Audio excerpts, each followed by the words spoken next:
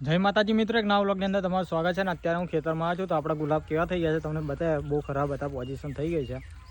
તો જો આ રીતના આપણા અત્યારના હાલના ગુલાબ છે.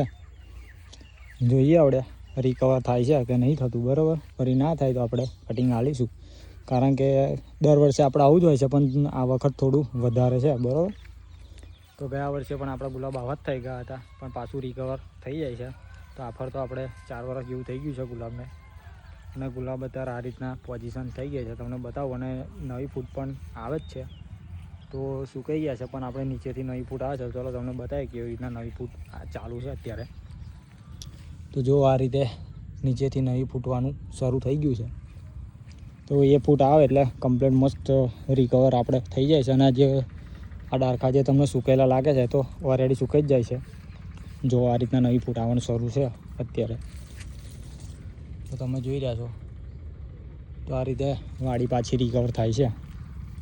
જોઈએ સક્સેસ જાય તો રાખીશું, ને પછી કટિંગ મારી દઈશું. આવડે તો કટિંગ નહીં મારવાની ઈચ્છા.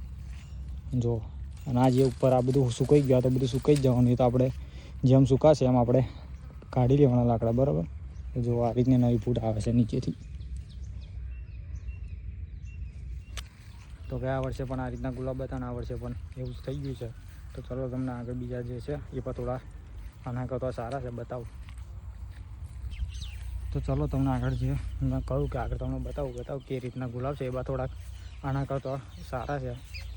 અને બીજું કે આ દવાના સ્પ્રેથી એનાથી કંઈ સુધરતું નહીં, બધા કહે છે એ. કારણ કે આપણે ગયા વર્ષે બહુ દવાના સ્પ્રે એ બધો બહુ ખર્ચો કરેલો, પણ તો એ સુધર્યું નહોતું. એટલે આ વખત તો આપણે કશું કર્યું નહીં. જે સુકાવું હોય સુકાઈ જાય, પછી જે રિકવર થાય અને આપણે કમ્પ્લીટ સ્ટેટમેન્ટ કરીશું. તો જુઓ આ બાજુ થોડું સારું છે પેલી બાજુ કરતાં, આ બાજુ થોડુંક ઓછું સુકાયું છે.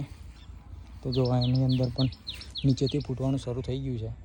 આપણે કટિંગ મારીએ તો કટિંગ પણ ભાગ્યે જ સક્સેસ જાય છે. બરાબર, બધાને ખબર જ છે જેટલાએ કટિંગ માર્યું છે એમના કોઈકના જ ગુલાબ સારા થાય છે.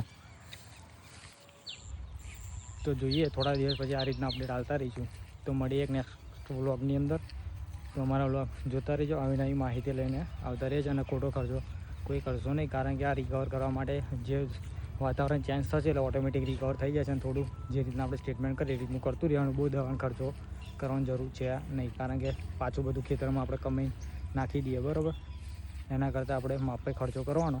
જે છોડવા સુકાઈ ગયા અમુક સુકાઈ જશે તો સુકાઈ જ જવાના છે. એની કોઈ દવા કે કંઈ ખાતર બાતર કશું અડતું છે નહીં. આપણે ગયા વર્ષે પણ આવા 4 કે 5 છોડ આપણા સુકાઈ ગયા હતા, અને બીજા અમુક જે આવું સુકાઈ ગયું હતું એ અડધા સુકાઈ ગયા હતા ડાર્કીઓ, અને બીજું બધું રિકવર પાછું થઈ ગયું હતું. એટલે ગયા વખત ના જોયું હોય તો ગયા વર્ષની આપણે વિડીયો અપલોડ યુટ્યુબમાં કરેલી છે, ત્યાં જઈને પણ તમે ચેક કરી શકો છો.